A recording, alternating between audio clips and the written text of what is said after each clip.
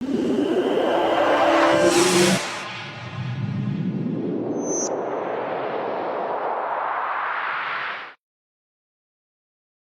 जशिया में आपका स्वागत है। कैसे हैं आप सभी? आज हम देखने वाले हैं रायन, जिसके राइटर डायरेक्टर है धनुष। तो आइए इस वीडियो को शुरू करते हैं। और अगर वीडियो अच्छा लगे तो वीडियो को लाइक जरूर कीजिएगा और इसी तरह की वीडियो पाने के लिए आप हमारे चैनल को सब्सक्राइब भी कीजिएगा, ताकि आपको इसी तरह के लेटेस्ट और फ्रेश कंटेंट मिलते रहे। तो फिल्म की शुरुआत होती है रायन की फैमिली से, जिसके माता पिता एक दिन ये कहकर निकल जाते हैं कि वो अभी आते हैं, लेकिन 2 दिन बीत चुके थे, वो अभी तक घर नहीं लौटे थे। तो रायन की फैमिली में उसके 2 भाई और उनमें से एक छोटी बहन होती है। ये लोग एक पुजारी के घर पर रहने के लिए जाते हैं, लेकिन वो पुजारी उसकी बहन दुर्गा को बेचने की बात कहने लगता है। तो रायन को उसे मारना पड़ता है और अपने भाई बहनों को लेकर वो गांव छोड़ देता है। यहाँ से वो लोग उत्तरी मद्रास पहुंचते हैं, जहाँ पर एक शेखर नाम का आदमी उनको पनाह देता है। तो रायन यहाँ पर रहकर अपने भाई बहनों का ख्याल रखता है और पिता की तरह उनकी देखभाल भी करता है। यहीं से रायन के संघर्ष की शुरुआत होती है। उसका मकसद इस पूर्ण दुनिया में जीवित रहना है। उसे किसी से भी डर नहीं लगता, यहाँ तक कि मौत से भी नहीं। तो अब कहानी जो है वो कई साल आगे शिफ्ट होती है, जहाँ पर रायन के सारे भाई बहन बड़े हो चुके थे। और हम देखते हैं कि रायन जिस जगह पर रहता था, वहां पर इसका एक छोटा सा रेस्टोरेंट भी था। और अभी भी रायन अपने परिवार के लिए कुछ भी कर सकता था, और वो अपनी छोटी बहन दुर्गा से सबसे ज्यादा प्यार करता था। तो भाई रायन, छोटे वाले भाई का नाम मिट्ठू होता है, और वो इलाके का बहुत बड़ा शराबी होता है। और वो गुस्से और आवारा से बहुत ज्यादा गुस्से में रहता था, हमेशा आवारागर्दी करा करता था। उसकी नाक पर ही घुसा रहता था, इसलिए वह किसी से भी लड़ बैठता था। तो वही वो तो जो छोटा वाला भाई होता है मानिक, जो है वो कॉलेज में पढ़ने वाला एक स्टूडेंट है, लेकिन वहां पर भी वो पॉलिटिक्स की गुंडागर्दी में हमेशा फंसा रहता था। इसलिए नायन जो है वो अपने दोनों भाइयों को अक्सर समझाता रहता था। वे एक पिता की तरह अपने सीमाओं पर और अपने गुस्से पर और नतीजे पर हमेशा कंट्रोल रखने की बात किया करता था। नायन स्वभाव से तो एकदम सीधा था, लेकिन सभी लोग उसके गुस्से से बखूबी वाकिफ थे, क्योंकि सभी को पता कि उसका गुस्सा बहुत ज्यादा खराब है। और मानिक और मुथु तो उससे बहुत ज्यादा डरते थे। जिसके बाद फिल्म में हमें 2 गैंग के बारे में बताया जाता है, जिसमें एक गैंग होती है दुरई की। इस इलाके की जितनी भी दुकानें हैं वो सारी दुरई की होती हैं, लेकिन एक दुकान है वो दुरई की नहीं है, और वो दुकान है रायन की। तो भाई सेतु जो है वह दूसरे इलाके का एक बहुत ही बड़ा गुंडा होता है। इन दोनों की अक्सर पटती नहीं है, लेकिन इनके बीच कोई भी गैंगवार नहीं होता, जिस वजह से इलाके में रहने वाले लोगों को कोई भी परेशानी नहीं होती। इसलिए पुलिस वालों का तो यहाँ पर कुछ भी काम नहीं होता। तो भाई रायन जो है वो शेखर अन्ना को पिता की तरह मानता है। शेखर अन्ना को रायन के बारे में सब कुछ मालूम है। वह बचपन से ही किस तरह से यहाँ पर बड़ा हुआ, उन्हें सब कुछ मालूम है। इस इलाके में रायन से कोई भी पंगा नहीं लेता। हालांकि वो यहाँ पर रहकर कोई गुंडागर्दी भी नहीं करता, लेकिन फिर भी रायन से सभी लोग डरते हैं। अब एक दिन दुरई के कुछ लोग जो हैं वो एक बार में आते हैं, जहाँ पर कि वो अन्ना और मुथु बैठे हुए थे। यहाँ पर वो लोग रायन की दुकान की ढील कर रहे थे, उन्हें बेच देना चाहते थे। लेकिन ये सुनकर यहाँ पर मुत्तू को गुस्सा आ जाता है, और वो उसके सर पर एक बोतल फोड़ देता है, जिस वजह से मुत्तू को जेल हो जाती है। और पुलिस वाले जो है वो रायन को पुलिस स्टेशन बुलाते हैं और कहते हैं, जिस इंसान के सर पर बोतल फोड़ी गई है उसने तुम्हारे भाई पर केस कर दिया है, इस वजह से तुम्हारा भाई लॉकअप के अंदर बंद है। तो रायन के पास सिर्फ एक ही रास्ता है, एफआईआर वाले अभी जिसने दर्ज कराई है, अगर तुम इस इंसान से जाकर बात कर लो, अगर वो एफआईआर दर्ज करने से मना कर देता है तो कुछ नहीं हो सकता। फिर तो हम उसको जेल से रिहा करवा देंगे। रायन जो है वो उस आदमी के पास जाता है जो कि हॉस्पिटल में था। वह उससे कहता है कि अगर तूने एफआईआर दर्ज कराई तो मैं तुझे जान से मार दूंगा, और इसका इल्जाम जो है वह मेरे ऊपर आ जाएगा, सर पर ले लूंगा, मैं कुछ भी कर सकता हूँ अपनी फैमिली को, अब तू डिसाइड कर ले कि तुझे क्या करनी। ये सारी बातें सुनने के बाद वह आदमी जो है वो पूरी तरह से डर जाता है, और वह एफआईआर दर्ज करने से पूरी तरह से मना भी कर देता है। अब रायन जब पुलिस स्टेशन पर वापस जाता है, तो रायन से पुलिस वाले कहते हैं कि आखिर तुमने ऐसा क्या किया कि उस आदमी ने एफआईआर दर्ज नहीं कराई। तो रायन कहता है कि मैं उसके आगे सामने गिड़गिड़ाया सर। अब आगे मालूम चलता है कि जिस आदमी के सर पर बोतल फोड़ी गई थी वो दरअसल में दुरई का आदमी था, जिस वजह से दुरई जो है वो रायन को अपने पास बुलाता है, और वो रायन को समझाता है कि वो अपने भाइयों पर थोड़ा कंट्रोल रखे, उनके हाथ पैर बहुत ज्यादा चलने लगे हैं, अगर ऐसा ही रहा तो कुछ भी बड़ा हो सकता है, और देखा जाए तो गलती मुत्तू की ही थी। इससे रायन मुत्तू को समझाता है कि अब आगे हम एक पुलिस इंस्पेक्टर को देखते हैं, जिसका हाल ही में यहाँ पर ट्रांसफर हुआ है, और सेतु और दुरई के जंग के बारे में बहुत अच्छे से मालूम है। उसे ये भी मालूम है कि अक्सर उनके बीच में गैंगवार नहीं होता, इसलिए यहाँ पर पुलिस वालों का कोई भी काम नहीं होता। लेकिन अगर सेतु और दुरई के बीच में दरार डाल दी जाए, और अगर 1-2 बार गैंग हो जाए, तो उन दोनों के बाद लड़ाइयाँ हो जाएंगी तो दोनों एक दूसरे के दुश्मन भी हो जाएंगे और एक दूसरे को खत्म भी कर देंगे और इनकी गैंग का सर्वनाश भी हो जाएगा। आगे हम देखते हैं कि मुथु से एक लड़की प्यार करती है और वो उससे शादी भी करना चाहती है और वह उससे शादी करना इसलिए चाहती है कि वो उससे बहुत ज्यादा प्यार करती थी। लेकिन मुत्तू का कोई भी इरादा नहीं था। हालांकि वो उस लड़की को चाहता था लेकिन शादी के बारे में तो उसने कभी सोचा भी नहीं था। ये सारी बातें रायन भी जानता है और वो भी यही चाहता है कि मुत्तू उस लड़की से शादी कर ले। तो वही पुलिस इंस्पेक्टर ने सारी प्लानिंग कर रखी थी दोनों सेतु के बीच में गैंगवार करवाने की। अगर गैंगवार होती है तभी यहाँ इलाका पूरी तरह से सुरक्षित रह पाएगा। और यहाँ दूसरे इलाके के डॉन सेतु की 2 बीवियां होती हैं। वह दोनों बीवियों से बहुत प्यार करता है और यहाँ पर यहाँ आगे हम देखते हैं कि पुलिस इंस्पेक्टर जो है वो सेतु के कुछ लोगों को अपने पास बुलाकर उनका एनकाउंटर कर देता है। लेकिन इस जगह पर जो कुछ भी हुआ उसे देखते हुए ऐसा लग रहा था कि यह सब कुछ दुरई के लोगों ने किया और यही पुलिस इंस्पेक्टर चाहता था, जिस वजह से सेतु जो है वह आग बबूला हो रहा था।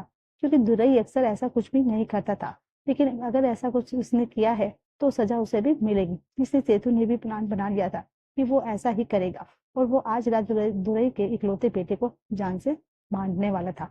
सेतु ने अपने सारे लोगों को उस बार में भेज दिया था जहां पर कि हम देखते हैं कि मुथु भी बैठा हुआ था।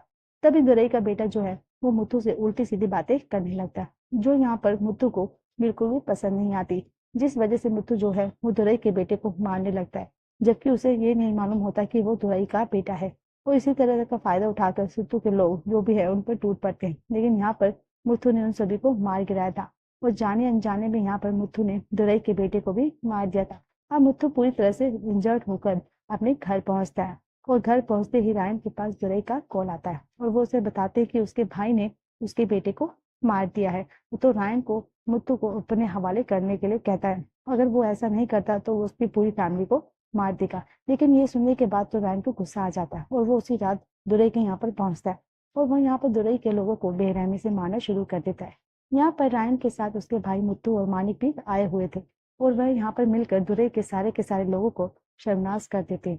यहाँ तक कि रायन ने यहाँ पर दुरई को भी मार डाला था। लेकिन ये सारे मर्डर जो हैं वो रायन और उसके भाइयों ने रातों रात किए थे, इसलिए सुबह होते ही इसके बारे में किसी को भी कुछ भी नहीं मालूम होता। रायन अपने भाइयों को समझा देता है कि उन्हें अपना जीवन जो है बस आराम से जीना है और किसी के ऊपर भी शक नहीं होने देना। बस तो पुलिस इंस्पेक्टर ने जो सोचा था वैसा तो बिल्कुल भी नहीं हुआ था। उन्होंने जो सोचा कि ऐसे ऐसा होगा तो दोनों में लड़ाइयाँ हो जाएंगी, लेकिन ऐसा कुछ भी नहीं होता। उन्होंने तो गैंगवर करवाने का सोचा था लेकिन कुछ भी नहीं हुआ, क्योंकि एक गैंगवर का तो पूरी तरह से सर्वनाश हो चुका था। अब सभी को ऐसा लगता है कि दुरई की गैंग को मारने के पीछे हाथ जो है वो सेतु का है। लेकिन वहां सेतु खुद कंफ्यूज है कि आखिर दुरई की गैंग को किसने मारा होगा, क्योंकि उन्होंने तो बिल्कुल भी नहीं मारा। सेतु को ऐसा लगता है कि उसके इलाके में कोई नई गैंग आ चुकी है। जिसके बाद हम रायन की फैमिली को देख पाते हैं और यहाँ पर हमें मालूम चलता है कि रायन ने दुर्गा की शादी के लिए एक लड़का ढूंढ लिया है और जो कि सरकारी नौकरी भी करता है और वो अपनी बहन को शादी करना चाहता था ताकि अपनी बहन की विदा कर से अपने आप भाइयों के भी सेटल कर सके। उन दोनों भाइयों की शादी करने के बाद ही वो रायन अपने बारे में कुछ सोचता, इसलिए अपनी बहन की शादी करने के लिए पक्की कर दी थी। लेकिन वो लोग दहेज में 5 लाख से साथ साथ रायन की दुकान भी मांग रहे थे, जो कि रायन ने खुशी खुशी दे दी थी क्योंकि वो दुर्गा के लिए कुछ भी कर सकता था। तो अब रायन और उसकी फैमिली जो है वो दुर्गा की शादी की तैयारी में लग चुके थे। लेकिन अभी भी किसी को भी उनके ऊपर कोई शक नहीं हुआ था कि रायन और उसके भाइयों ने दुरई की पूरी गैंग को मारा था। लेकिन फिलहाल उनकी प्रॉब्लम है कि दुर्गा की शादी के लिए वो लोग 5 लाख का इंतजाम कैसे कर पाए। लेकिन यहाँ पर हम रायन ने अपने भाइयों को भी पैसों का इंतजाम करने के लिए बोल दिया था। लेकिन फिर भी एक दिन सेतु के लोगों को मालूम चल जाता है कि दुरई की गैंग को रायन ने खत्म किया था। इसलिए सेतु रायन को अपने पास बुलाता है और वो रायन से कहता है कि वो उसी गैंग में शामिल हो जाए। लेकिन रायन आखिर तक कहता है कि मैंने दुरई को नहीं मारा। लेकिन सेतु तो बहुत अच्छे से समझ चुका था कि दुरई की गैंग को रायन ने ही मारा है और सेतु को यहाँ पर एक बात बहुत ज्यादा बुरी लग जाती है कि रायन उसकी गैंग में शामिल नहीं होना चाहता, जिस वजह से यहाँ पर सेतु जो है वो रायन को मारने के पीछे पड़ जाता है। वो उसके ऊपर कई सारे अटैक कर पाता है, लेकिन रायन जो है वो उन सभी लोगों को चुन चुन कर बहुत बुरी तरह मार देता है उन सभी को। उस चक्कर में वहां पर सभी लोग वहां पर मर जाते हैं और उसके बाद रायन चुपचाप से वहां से चला जाता है। बात का डर था कि जिस तरह से रायन ने दुरई की गैंग को मारा है एक दिन वो उसकी गैंग को भी मार ना दे, इसलिए वो रायन के ऊपर सारे अटैक कर पाता है। लेकिन रायन के हर बार तरह उन सभी को मार के रास्ता दिखा देता है। लेकिन अभी तक रायन ने एक दिन ये बात सोची कि सारे अटैक उसके ऊपर ही हो रहे हैं, ठीक है, लेकिन अगर ये अटैक उसकी फैमिली के ऊपर हुए तो वह इन्हें जान से नहीं छोड़ेगा, इसलिए अच्छा ये होगा कि पहले ही सेतु को मार दो। इस बारे में वो शेखर अन्ना से भी डिस्कशन करता है और वो डिसाइड करता है कि दुर्गा की शादी से पहले वो सेतु को मार डालेगा। इसलिए वो एक दिन रात को सेतु के घर में चुपचाप घुसता है, जहाँ पर कि वो सेतु को मारना चाहता था। और जैसे ही रायन सेतु के घर में घुसा तो वो पूरी तरह से हैरान रह गया था, क्योंकि सेतु के घर में सेतु नहीं बल्कि उसकी बहन दुर्गा थी, जिसे सेतु के लोगों ने यहाँ पर उठाकर ले आए थे। जिस वजह से यहाँ पर रायन जो है वो सेतु के लोगों को बुरी तरह से मारने लगता है। लेकिन सेतु के बहुत सारे लोग थे जो रायन से लड़ रहे थे और वो लोग दुर्गा को भी अपने साथ फिर से ले जा रहे थे। लेकिन तभी यहाँ पर उसके भाई मुथु और मानिक भी आ जाते हैं। और हम जब देखते हैं यहाँ कुछ ऐसा होता है कि आपने सोचा भी नहीं होगा। मानिक और मुथु मिलकर यहाँ पर रायन के पीठ में छुरा घोंप देते हैं। उसे अधमरा करके ये लोग सेतु भाई के पास पहुंच जाते हैं। बाद में हमें मालूम चलता है कि दरअसल में मानिक और मुथु जो है वो सेतु भाई के साथ बहुत पहले से काम करते थे और मुत्तू कदुरई के बेटे को मारना भी सेतु के प्लान का ही हिस्सा होता था। मुत्तू और मानिक ने सेतु भाई को इस तरह से भाई बना लिया था जो उन्होंने अपने भाई को ही भूल गए थे और उन्होंने अपने भाई की जान लेने तक सोची नहीं।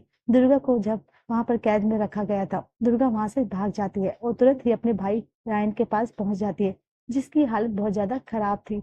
लेकिन दुर्गा जो है वो उसे अपने भाई को छोड़ना नहीं चाहती थी। अपने भाई से सबसे ज्यादा प्यार दुर्गा ही करती थी। लेकिन दोनों भाइयों ने उसको धोखा दे दिया था। उसको हॉस्पिटल लेकर जाती है, जहाँ पर कि वो उसका इलाज करवाती है। यहाँ पर दुर्गा और शेखर अन्ना ने यहाँ पर रायन की बहुत ज्यादा मदद की थी। तो वहीं दूसरी तरफ सेतु को ऐसा लग रहा था कि दोनों भाइयों ने उसके भाई रायन को मार दिया था, लेकिन ऐसा नहीं होता। ये बात उसे भी मालूम चल चुकी थी कि इसलिए अब वो लोग रायन को ढूंढने में लगे हुए थे। जबकि रायन तो एक खुफिया जगह पर छुपा हुआ था और वह बाहर आकर रहकर अपनी बॉडी को हील कर रहा था। थोड़े दिन के बाद रायन जो है वो पूरी तरह से ठीक हो जाता है और यहाँ पर उसे एक और बात मालूम चलती है कि सेतु के ही एक आदमी ने दुर्गा के साथ रेप किया है, जिस वजह से अब उसका बहुत ही ज्यादा बुरा हाल हो चुका था। वो सेतु की एक बीबी को किडनैप कर लेता है और सेतु को उस आदमी को सौंपने के लिए कहता है जिसने दुर्गा के साथ दुष्कर्म किया था।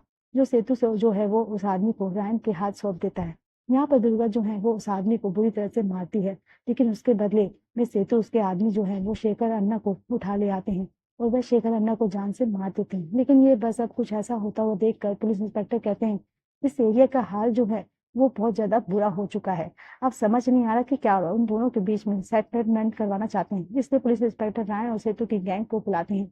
उनके बीच में एक मीटिंग रखते हैं। वो उन दोनों के बीच में शांति समझौते का प्रस्ताव रखते हैं। दोनों मान भी जाते हैं और इस मीटिंग में रायन के भाई बुद्धू और मानिक भी आए हुए थे। पैसे भी अपने भाई को देखते ही तो रायन के चरणों पर गिर पड़ते हैं और वो उससे रोकर माफी मांगने लगते हैं। यहाँ पर रायन दोनों भाइयों को माफ कर देता है, हालांकि क्योंकि वो उसके भाई थे। इसी समझौते के बाद यहाँ पर एक बहुत बड़ा जश्न मनाया जाता है, क्योंकि एक शांति का समझौता हुआ था। लेकिन सेतु ऐसा बिल्कुल भी नहीं चाहता था, तो वो तो इस जल से यहाँ पर बस रायन को मारना चाहता था। इसी वजह से वो यहाँ पर आया था ताकि मैं उसको मार सकूं। और इसी चक्कर यहाँ पर जलसे में सारे इधर उधर मस्ती से नाच रहे थे और यहाँ पर जो है वो उसने तरह से उसको मारने का सोच रहा था रायन। तब यहाँ पर हम दुर्गा को देख पाते हैं जो कि एक चाकू निकालती है और अपने छोटे भाई को मानिक को जान से मार देती है। वो उससे कहती है कि उसने मेरे भाई को मारा कैसे। ये देखकर रायन जो है वो अपनी बहन दुर्गा को ऑटो से घर भेज देता है कि तुम जाओ, तुम इस पर लफड़े में मत पड़ो, और वो उसको वहां से भेज देता है। फिर गैंग वार फिर छिड़ चुकी थी। सेतु की गैंग जो है वो रायन को मारने लगती है, लेकिन रायन जो है वो फुल गुस्से में था और वो यहाँ पर सेतु की पूरी गैंग को मारना शुरू कर देता है। आगे हम देखते हैं दरअसल में मानिक भी अभी भी सेतु के ही साइड है और अभी भी उनके साथ मिलकर रायन को मार रहा था। लेकिन रायन यहाँ पर सेतु और मानिक को भी जान से मार डालता है। दरअसल में ये सब कुछ पुलिस इंस्पेक्टर काला था। उन्होंने पहले ही रायन से मीटिंग कर ली थी कि अगर वह सेतु को मार देता है तो वह सारी सजाओं से मुक्त हो जाएगा। तो रायन जो है वो उस इलाके को छोड़कर जाने लगता है। पुलिस इंस्पेक्टर उसे ढेर सारा पैसा देने वाले थे, लेकिन उनका एक ही प्लान था कि वो रायन को भी मार देंगे। लेकिन रायन को शायद ये बात पहले से ही मालूम थी, इसलिए वो पुलिस इंस्पेक्टर से मिले बिना ही इस इलाके को पूरी तरह से छोड़ देता है। आंगन में मालूम चलता है कि वैशाली से मुथु ने शादी कर ली है थी और उसका एक बेटा भी है जिसे वैशाली अपने साथ नहीं रखना चाहती थी। इसलिए रायन उसे भी अपने साथ ले जाता है और पुलिस इंस्पेक्टर समझ चुके थे कि रायन को जितना समझदार समझते थे उससे कहीं ज्यादा वो समझदार है, क्योंकि उसे मालूम चल गया था कि वह उसे मारने वाले थे। वो दोस्तों